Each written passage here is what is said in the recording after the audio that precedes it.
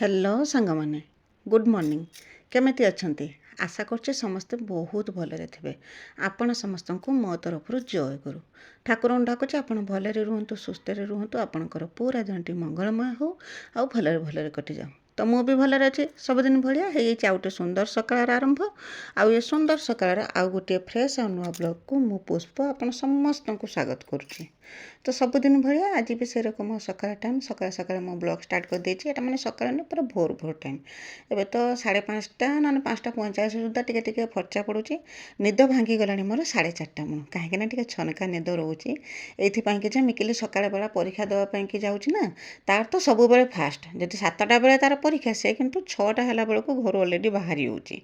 तो सेति पई कि मु आज 4:30 बेले मो निदटा भांगीला मु टिके समय माने उठी के एपट सेपट हेतिनी।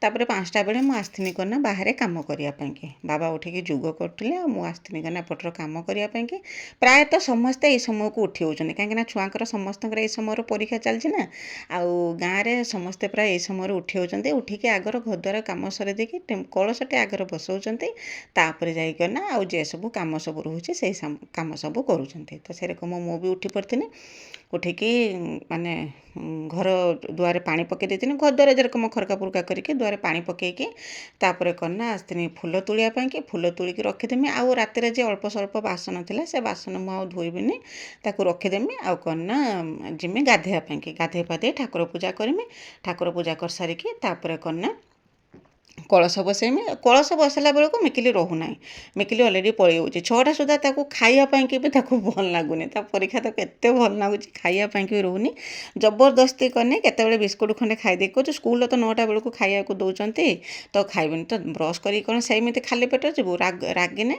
टिके करना पाटे कौन टिके दे देकी पलि जाऊँगी किंतु बिल्कुल भी खाऊ ना आउ से माने परीक्षा पई कि एते एक्साइटेड अछि आउ तार जीवा कथा माने से सकाळे जते शीघ्र जेरकम स्कूल 10टा बेले से 9:30 9:15 बेलू रेडी हो स्कूल जीवा पई के गेलन टिके गड़े मटे हुए ये किंतु सुपर फास्ट सब बेले तापर से तो जाइथिला मो ठाकुर पूजा काम दाम जहाँ थिला सब सरे देथिनी सरे देकी तापर को नाम कहथुन जे बासन सब धुइके तापर जे पूजा सरला परे बासन कुसन सब धुआ धुई करके देनिके आसेनी देनिके आसिकी ननद भी सेते बेले सकाळ उठिकी टिके चालिया को जाउछन काना डॉक्टर कहछन टिके चला बुला करिया पई के बसिकी रहिला बेलको पाद सब फुली होउची ना सेति पई के डॉक्टर कहछन टिके बुला बुली करिया पई के से जाइथिले सकाळे मॉर्निंग वॉक रे जाइथिले आसिकी पहुँचले मु तापर गाय भी दुई देकी पळि आस्थिनी आ सकाळे शीघ्र उठिने ना शीघ्र टिके काम सरी जाए एटा मु माने बहुत थर परीक्षा कलेनी केतेबेले शीघ्र उठिनेले माने काम भी सही ठीक समय सरे माने जेरकम मोर लेट उठिने जेरकम काम हुए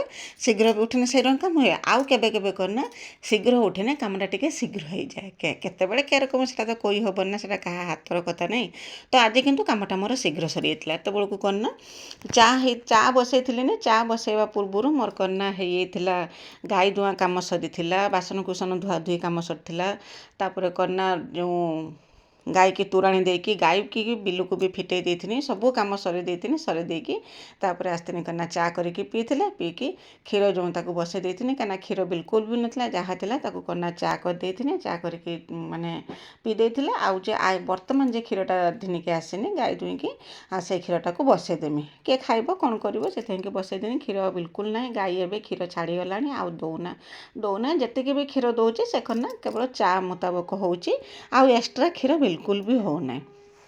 तो चा बसाई देथिनी चा बसाई देकी आम तो ननद भाउजर कथा से रकम चलुची आ गोटे मास है ननद आसिले गोटे मास है आम कथा कौचे आमर कथा सरू भी ना आ कथबार्ता भितर समय केतेबेले भी कटि होची सेटा भी जना पड़ू ना कथा सरू ना समय सरी होची प्रत्येक दिन कथबार्ता होचे काम दाम करछे यार भितर समय केतेबेले कटि होची जना पड़ू ना। तो चा क्षीर बसाई देथिनी चा भी बने देथिनी चा बने देकी दी जन चा टिके टिके पीदबा। तो ननदकर चार अभ्यास नुहे किंतु एठिकी आसिला परठू करना मु तांकर चा अभ्यास करदेले से कहते कहना मत जे रकम चा अभ्यास कर देच तो सब बड़े से रकम मत चा पीवा को दब तापर करना चा पी देथिले चा पी देकी परिया पत्र सब काटी कुटिके धिने आस्थिनी बाहर आज चुली नगेची कहीं पागटा टिके नरम पाग करची जो कौन ना मेघ उठेची बोलिकी कहउचंती मेघ हबो बोलिकी मेघुआ मेघुआ पागटा भी करची खरा ना तो से कि मु एठी ही चुलीटा नगे देथिनी आ चुलीटा नगे देकी तापर करना ତରକାରୀ ବସେଇ ଦେଇଥିନି। ଆଉ ଆମେ ଦୁଇ ଜଣ କଥାବାର୍ତ୍ତା ହେଉଥିଲେ ବୋଲିକି ରାସ୍ତାରେ କନା ଯାଉଥିଲା ମାଛ ବିକା। ଆଉ ଆଜି ଏତେ ଯେ ମାଛ ବିକା ଯାଇଛନ୍ତି ତ 1-2ଟା ପର୍ଯ୍ୟନ୍ତ ଆମେ ଖିଆପିଆ ହେଲା ପର୍ଯ୍ୟନ୍ତ ସେତେବେଳେ ପର୍ଯ୍ୟନ୍ତ ବି ମାଛ ବିକା ରାସ୍ତାରେ ଯାଉଥିଲେ। ତ ମାଛ ବିକା ଆସିଥିଲେ 2 ରକମ। ଗୋଟେ ମାଛ ବିକା ସେଇ ସମୟରେ ଆସିଲେ ମୁଁ ପଚାରିନି କେତେ ଲେଖା ଦର। ସେଠୁ ସେ କହିଲେ କ'ଣ ନା ଶିଳା ମାଛ 150 ଟଙ୍କା, ଆଉ ଯେଟା ପାଣି ଆଖିଆ ମାଛ ସେଇଟା 100 ଟଙ୍କା।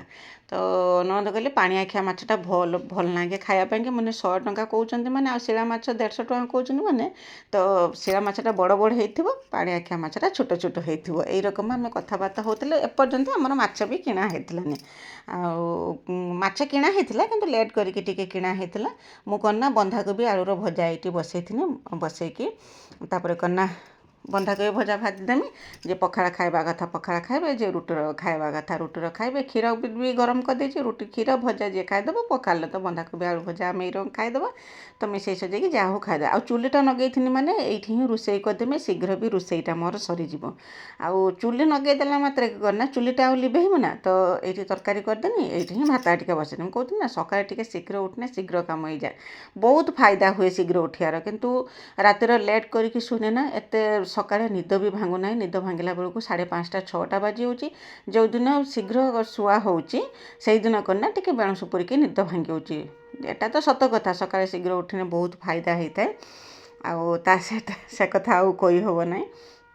ତ ଆଜି ବି ମୋ ସାଙ୍ଗରେ ସେଇଆ ହେଇଥିଲା। ସକାଳେ ଯେହେତୁ ଶୀଘ୍ର ଉଠିଥିଲି, ମୋତେ ବି କାମ ବି ମୋର ଶୀଘ୍ର ହେଇଯାଇଥିଲା। ସମୟ ଥିଲା ନା ମୋ ପାଖରେ। ମୁଁ ପରିବାପତ୍ର କାଟିକି ଚୁଲିଟା ଲଗେଇକି, ଚୁଲି ଲଗେଇବା ପାଇଁକି ବି ସମୟ ଲାଗିବ। ଜାଳ କାଠ ଆଣିକି ଚୁଲି ପାଖକୁ ଚୁଲିଟା ଲଗେଇଥିଲି। ଚୁଲି ଲଗେଇକି ଏଇଠି ଭଜା ଭାଜିଥିଲି। ଭଜା ହେଇସାରିଲା ପରେ ଭାତ ଟିକେ ବସେଇ ଦେଇଥିଲି। ଭାତ ଟିକେ ବସେଇ ଦେଇକି ଯାଇଥିଲି ଖିଆପିଆ କରିଥିଲେ। ଖିଆପିଆ କରିକି ଆସିଲା ବେଳକୁ ଭାତ ହେଇଯାଇଥିଲା। ତାପରେ କ'ଣ ନା ତରକାରୀ କରିଦେଇଥିଲି।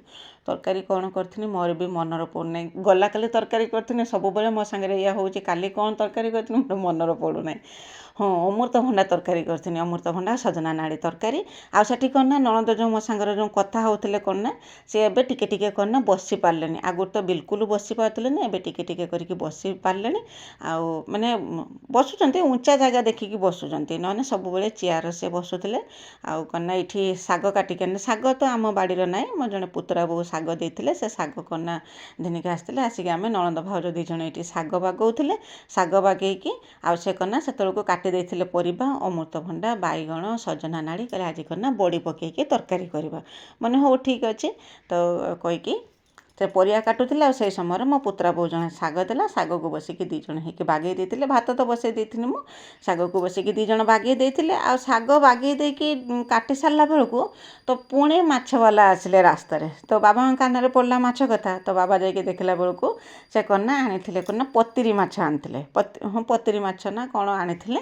ସେଟା ବି ବେଶୀ ବଡ଼ ବଡ଼ ନୁହେଁ, ଛୋଟ ଛୋଟ ମାଛ ଥିଲା। ଭଜା ପାଇଁକି ପୁରା ପରଫେକ୍ଟ ଥିଲା। ତାକୁ ଭାଜିଦେନେ ପୁରା ପୁଡ଼ପୁଡ଼ କରିକି ଭାଜିଦେନେ, ଯେଉଁ ଖାଇଲା ସମୟରେ ଯେଉଁ କଡ଼କଡ଼ ନାଗୁଥିବ ଯେଉଁ ମାଛ ଭଜାଟା, ସେଇ ରକମ ମାଛ ଆଣିଥିଲେ। ତ ବାବା ପୁଣି ରାସ୍ତା ପଟକୁ ଯାଇଥିଲେ। ଯାଇକି ମାଛ ଦିନିକି ଆସିଥିଲେ, କିଲେ ମାଛ ପୁଣି ଆଣିଥିଲେ। ଏପଟରେ କ'ଣ ନା ଶାଗ ବାଗେଇ ସାରିଲେ। ଶାଗ ବାଗେଇ ସାରିକି କାଟି କୁଟିକି ସେପଟରେ କ'ଣ ନା ମାଛ ଦିନିକି ଆସିଲେ। ପୁଣି ଆମେ 2 ଜଣ ବସିଗଲେ ମାଛ କିଣିବା ପାଇଁକି।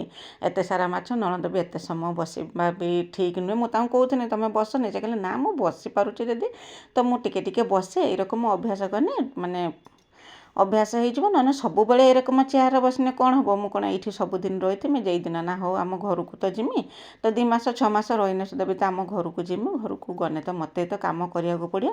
ତ ଏବେଠୁ ମୁଁ ଟିକେ ଟିକେ ବସିବା ଅଭ୍ୟାସ କରେ। ତ ସେଇଆ କରିଲେ। ପୁଣି ଏଠି ଶାଗ ବାଗେଇ ଦେଇ ସାରିଲେ। ଶାଗ ବାଗେଇ ଦେଇ ସାରିଲା ପରେ ପୁଣି ମାଛ କିଣିବା ପାଇଁକି 2 ଜଣ ଆମେ ବସିଯାଇଥିଲେ। ତ ଏଇରକମ କରିକି କାମ ଆମର ଚାଲିଥିଲା। ତ ଆଶା କରୁଛି ମୋ ଭିଡ଼ିଓ ଆପଣଙ୍କୁ ପସନ୍ଦ ଆସିଥିବ ବୋଲିକି। ସକାଳ ଖିଆପିଆ ସରିଗଲା। ଆଉ ପଖାଳ ପାଣି ଆଉ ରୁଟି ଯିଏ ଯାହାର ଖାଇବା କଥା ସବୁ ଖାଇଦେଲେ। ଖାଇସାରିଲା ପରେ ବାସନ ଆଣିକି ଟିୱେଲ୍ ପାଖରେ ବତୁରେଇ ଦେଇକି ଭାତ ଟିକେ ବସେଇଦେନି। ଆଉ ଭାତ ଟିକେ ବସେଇ ଚାଉଳ ପନ୍ଦେଇକି ଶାଗ ବାଗଉଥିଲେ ନଣନ୍ଦ ମୁଁ 2 ଜଣ। ଆଉ ବାଗେଇ ଦେଇକି ସେ ବସିକି ଶାଗ କାଟିଲା। ମୁଁ ଆସିଛି ବାସନ ଧୋଇବା ପାଇଁକି। ବାସନ ଧୋଇ ଦେଇ ଗଲାବେଳକୁ ଭାତ ହେଇଥିବ। ଭାତ ଗାଳି ଦେଇକି ତରକାରୀ ବସେଇଦେମି। ବହୁତ ସାରା ବାସନ ଅଛି। ଆଉ ସମସ୍ତେ ଖିଆପିଆ କରିଛନ୍ତି ତ ବାସନ ତ ବହୁତ ଭାରି ହିଁ ବାହାରିବ। ଆଉ ସକାଳେ ଚା ପିଆ ହେଇଥିଲା, ଜଳଖିଆ ଖିଆ ହେଇଥିଲା, ସେସବୁ ବାସନ ଫେର ରୋଷେଇବାସ ହେଇଲା। ସକାଳେ ଖିଆପିଆ ବାସନ ସେଠିକି ଧୋଇଦେମି। ଧୋଇ ଦେଇ ସାରିଲା ପରେ କାମ ସରିଯିବ। ଏବେ ରୋଷେଇବାସ। ଆଉ ଆଜି ବାହାରେ ପାଗ କ'ଣ ନା ମେଘୁଆ ପାଗ କରିଛି। ମେଘ ହେବ କ'ଣ କରିବ, କିନ୍ତୁ ଗୁଳୁଗୁଳି ହେଉଛି ଆଉ। ସେଇଥିପାଇଁକି ମୁଁ ବାହାରେ ଚୁଲିଟା ନଗେଇ ଦେଇଛି, ନଗେଇ ସେଇଠି ରୋଷେଇ କରୁଛି। ଦେଖିବା କ'ଣ ହେଉଛି, ବର୍ଷା ହେବ କି କ'ଣ କରିବ, ସେ ତ ପଛ କଥା। କିନ୍ତୁ ପାଗଟା ଗୁଳୁଗୁଳି ହେଉଛି ଭାରି ଜୋରସେ। ଏଇଠି ଏଇରକମ ପାଗ, ହାଲକା ହାଲକା ପବନ ବି ଦେଉଛି, ଆଉ ଗୁଳୁଗୁଳି ଏରକମ ପାଗଟା କରିଛି। ତ ଯାହା ହଉ, ମୁଁ ଯାଏ ବାସନ, ଏତିକି ବାସନ ଧୋଇଦେନେ କାମ ସରିଯିବ। ତ ଯିବା ଚାଲନ୍ତୁ ବାସନ ଧୋଇବା ପାଇଁକି। ମୁଁ କହୁଥିଲି ନା, ତ ସାଙ୍ଗେ ସାଙ୍ଗେ ମାଛବାଲା ଆସିକି ପହଞ୍ଚିଲା ବୋଲିକି ମୁଁ ସେଠି ବାସନ ଧୋଇ ଦେଇକି ଆସିକି କନା ଭାତ ଗାଳି ଦେଇକି ତରକାରୀଟା ବସାଇ ଦେଇଛି। ଆଉ ସେଇ ସମୟରେ ମାଛବାଲା ଆସିଲା, ସେପଟେ ତରକାରୀ ବସାଇ ଦେଇଥିଲି କଡ଼ାରେ, ଆଉ ଏପଟେ କନା ମାଛ ବାଗଉଥିଲେ। ମାଛ ବାଗେଇ ଦେଇକି ଆଜି ତରକାରୀ କରିଥିଲି, ସେଇ ନାଡ଼ି ତରକାରୀ କରିଥିଲି, ଆଉ କନା ଶାଗ ଖଡ଼ା, ଆଉ ମାଛକୁ କନା ଭାଜି ଦେଇଥିଲି। ବାସ୍ ଏଇ 3ଟା ତରକାରୀ କରିଥିଲି। ଆଉ ମାନେ ବିଶ୍ୱାସ କରିବେନି, ଏତିକି ମାଛ ଆମେ ବାଗେଇକି ଧୁଆଧୁଇ କରିକି ମାନେ ପୁରା ଠିକ୍ ଟାଇମ୍ରେ ମୋର ରୋଷେଇ ସରିଥିଲା। ମାନେ ଗୋଟେ ମିନିଟ୍ ବି ଏପଟ ସେପଟ ହେଇଥିଲାନି, ପରଫେକ୍ଟ ଟାଇମ୍ରେ ମୋର ରୋଷେଇ ସରିଥିଲା। ଖିଆପିଆ ବି ଠିକ୍ ଟାଇମ୍ରେ ହେଇଥିଲା, ବିଲକୁଲ ବି ଲେଟ୍ ହେଇଥିଲାନି। ତ ମୁଁ କହୁଥିଲି ନା, ସକାଳେ ଶୀଘ୍ର ଉଠିନେ ମାନେ ବହୁତ ଫାଇଦା ହେଇଥାଏ ବୋଲିକି ମୁଁ ତ ସବୁବେଳେ ଚେଷ୍ଟା କରେ ଶୀଘ୍ର ଉଠିବା ପାଇଁକି, କିନ୍ତୁ ହେଇପାରେ ନାହିଁ, କ'ଣ କରିମି। ସବୁବେଳେ ତ କାମରେ ବ୍ୟସ୍ତ ରହିଲେ ଦିନସାରା ଟିକେ ରେଷ୍ଟ ମିଳେନି, କେବଳ ରେଷ୍ଟ ପାଇଁକି ରାତିଟା ହିଁ ସମୟ ମିଳୁଛି। ତ ସେଇଥିପାଇଁକି ଶୀଘ୍ର ମୁଁ ଉଠିପାରେନି। ଏବେ ସବୁବେଳେ ଚେଷ୍ଟା କରିମି ଟିକେ ଶୀଘ୍ର ଉଠିବା ପାଇଁକି।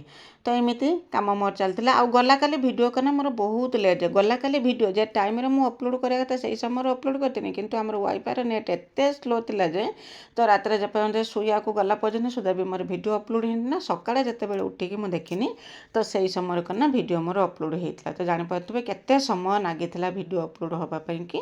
ଆଉ ସେଇଥିପାଇଁକି କାଲି ଭିଡ଼ିଓ ଆପଣ ଅପେକ୍ଷା କରିଥିବେ ଦେଖିବା ପାଇଁକି, କିନ୍ତୁ ଟାଇମ୍ରେ ମୋର ଭିଡ଼ିଓ ଯାଇଥିଲାନି। ତ ସେ ଭିଡ଼ିଓଟା ଯାଇଥିଲା, କିନ୍ତୁ ଆଜି ସକାଳେ ଯାଇଥିଲା। କାଲି ଅପଲୋଡ଼ କରିଥିଲି, କାଲି ସନ୍ଧ୍ୟାରେ, ଆଜି ସନ୍ଧ୍ୟାରେ ଯାଇକି ସେଟା ଅପଲୋଡ଼ ହେଇଥିଲା।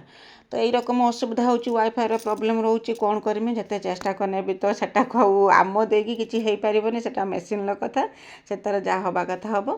ତାପରେ କନା ହେଇଥିଲା ବେଳଓଳି ସମୟ ହେଇଥିଲା, ବାବା କନା ସେଠି ଚୁଡ଼ା ଭଜା ତାକୁ ଚଲେଇ ବନେଇକି ଡବାରେ ଭର୍ତ୍ତି କରୁଥିଲେ। ଆଉ ଏଇଟା ସନ୍ଧ୍ୟା ସମୟର, ଆଉ ମୁଁ ଆଉ କିଛି ଭିଡ଼ିଓ ବନେଇ ପାରିଥିଲିନି। ତାପରେ ଖିଆପିଆ ଭଲମନ୍ଦ କାମରେ ନାଗି ହେଇଥିଲେ, ଭିଡ଼ିଓ ବନେଇ ପାରିଲିନି। ସନ୍ଧ୍ୟା ସମୟର ଗେଲନ ମିକିଲି 2 ଜଣ ଯାଇଥିଲେ କନା ଛକକୁ, ତାଙ୍କ 2 ଜଣ ପାଇଁକି ଜୁତା ଆଣିବା ପାଇଁକି। ତ ଜୁତା ଘିନିକି ଆସିକି ପହଞ୍ଚେଇକି ଦେଖାଉଥିଲେ, କାହିଁକି ନା ରାତି ପାଇନେ ଅଛି ଗୋଟେ ବାହାଘରିଆ, ତାଙ୍କ ମାମୁଁ ବାହାଘର। ସେଇଥିପାଇଁକି 2 ଜଣ ଯାକ ବହୁତ ଖୁସି। 2 ଜଣ ଯାକ ଯାଇଥିଲେ, ଏକା ରକମ ଚପଲ ଘିନିକି ଆସିକି ପହଞ୍ଚିଲେ। ଆଉ ଆଜି ଭିଡ଼ିଓଟା ଟିକେ ଶୀଘ୍ର ଯିବ, କାହିଁକିନା ମୁଁ ବି ଯିମି, ମୋର ଭାଇ ବାହାଘର, ମୁଁ ବି ଯିମି। ଆଉ ବାହାଘର ଭିଡ଼ିଓ ବି ଆଗକୁ ଆସିବ, ମାନେ ଆସନ୍ତାକାଲି ଆସିବ ବୋଲିକି ବି ମୁଁ ଚେଷ୍ଟା କରିମି ଆସିବା ପାଇଁ, ଆଣିବା ପାଇଁକି। ତ ସେଇଥିପାଇଁକି ଆଜି ଭିଡ଼ିଓଟା ଟିକେ ଶୀଘ୍ର ଯିବ। ଆଉ ସବୁଦିନ ଭଳିଆ ଆଜିର ଭିଡ଼ିଓଟାକୁ ବି ସେତିକି ମାନେ ଭଲ ପାଇବା ଦେବେ ବୋଲିକି ମୁଁ ଆଶା କରୁଛି। ଗଲାକାଲି ତ ୱାଇଫାଇର ଅସୁବିଧା ହେଇଗଲା, ଯେଉଁଥିପାଇଁକି ଭିଡ଼ିଓ ଠିକ୍ ଟାଇମ୍ରେ ଯାଇପାରିଲାନି। ଆଜି କିନ୍ତୁ ଟାଇମ୍ ପୂର୍ବରୁ ଯାଇକି ଭିଡ଼ିଓ ପହଞ୍ଚିଯିବ। ତ ଏମିତି ୟାପରେ ମୁଁ ଆଉ କିଛି ଭିଡ଼ିଓ ବନେଇଥିଲିନି, ବାସ୍ ରାତି ରୋଷେଇଟେ କରିକି ଖିଆପିଆ କରିଥିଲେ, ବାସ୍ ଏହି ରକମ କଟିଥିଲା। ଆଶା କରୁଛି ମୋ ଭିଡ଼ିଓଟି ଆପଣଙ୍କୁ ପସନ୍ଦ ଆସିଥିବ। ଯଦି ପସନ୍ଦ ଆସିଥିବ, ଚ୍ୟାନେଲକୁ ସବସ୍କ୍ରାଇବ୍ କରିକି ଭିଡ଼ିଓକୁ ଲାଇକ୍ ଟିକେ କରିଦେବେ। ଆଉ ଛୋଟ ସ୍ନେହ ଭରା କମେଣ୍ଟରେ ମୋ ପାଇଁ ଲେଖିଦେବେ ଯେ ମୋ ଭିଡ଼ିଓଟି ଆପଣଙ୍କୁ କେମିତି ଲାଗୁଛି ବୋଲିକି। ଆଉ କେହି ଯଦି ନୂଆ କରିକି ମୋ ଭିଡ଼ିଓ ଦେଖୁଛନ୍ତି, ପ୍ରଥମେ ମୋ ଚ୍ୟାନେଲକୁ ସବସ୍କ୍ରାଇବ୍ କରିଦିଅନ୍ତୁ, ଯାହାଦ୍ୱାରା କି ମୁଁ ଯେତେବେଳେ ବି ଭିଡ଼ିଓ ଛାଡ଼ିମି ସର୍ବପ୍ରଥମେ ଆପଣ ହିଁ ମୋ ଭିଡ଼ିଓ ଦେଖିପାରିବେ। ଆଉ ମୁଁ ବି ଆଶା କରୁଛି ସବୁ ଭିଡ଼ିଓ ଭଳିଆ ଏ ଭିଡ଼ିଓଟାକୁ ବି ଆପଣ ବହୁତ ସାରା ଭଲ ପାଇବା ଦେବେ ବୋଲିକି। ମାନେ ଗାଁର ବୋହୂଟେ ମୁଁ, ମୋ ଦେଇ ଯେତିକି ସମ୍ଭବ ହେଉଛି ସେଇ ଭିଡ଼ିଓ ମୁଁ ଆପଣଙ୍କ ସାଙ୍ଗରେ ସେୟାର କରୁଛି। ଆଉ ଆଗକୁ ବି ଆହୁରି ସୁନ୍ଦର ମାନେ ଭିଡ଼ିଓ ଆଣିବା ପାଇଁକି ବି ଚେଷ୍ଟା କରିମି। ତ ଆମ ଗାଁର ଚାଲିଚଳଣି, ପର୍ବପର୍ବାଣି ସବୁକିଛି ଆପଣଙ୍କ ସାଙ୍ଗରେ ସେୟାର କରୁଛି। ତ ଟିକେ ସପୋର୍ଟ କରନ୍ତୁ ମୋତେ ଆଗକୁ ବଢ଼ିବା ପାଇଁକି, କାହିଁକିନା ଆପଣଙ୍କର ସପୋର୍ଟ ହିଁ ମୋତେ ଆଗକୁ ବଢ଼ିବା ପାଇଁକି ପ୍ରେରଣା ଯୋଗାଉଛି। ସପୋର୍ଟ ଆଉ ଭଲ ପାଇବା। ଆଉ କାଲି ଭିଡ଼ିଓରେ କରିନା ବିଜୟଲକ୍ଷ୍ମୀ ଦିଦି, ବିଜୟଲକ୍ଷ୍ମୀ ଅପା, ଲିତା ଦିଦି ଆଉ ସ୍ନେହଲତା ଦିଦି ବହୁତ ସୁନ୍ଦର କମେଣ୍ଟ ଲେଖିଛନ୍ତି। ସମସ୍ତଙ୍କୁ ମୋ ତରଫରୁ ବହୁତ ଧନ୍ୟବାଦ ଯେ ଆପଣମାନେ ମୋତେ ଏତେ ସାରା ଭଲ ପାଇବା ଦେଇଛନ୍ତି, ଆଉ ମୋ ପାଇଁକି ଏତେ ସୁନ୍ଦର କମେଣ୍ଟ ଲେଖିଛନ୍ତି। ତ ଆଜି ପାଇଁ ରହୁଛି, ଦେଖା ହେବା ଆସନ୍ତାକାଲି ନୂଆ ଗୋଟେ ଫ୍ରେଶ୍ ବ୍ଲଗ୍ରେ। ସେ ପର୍ଯ୍ୟନ୍ତ ବାଏ, ଜୟ ଗୁରୁ।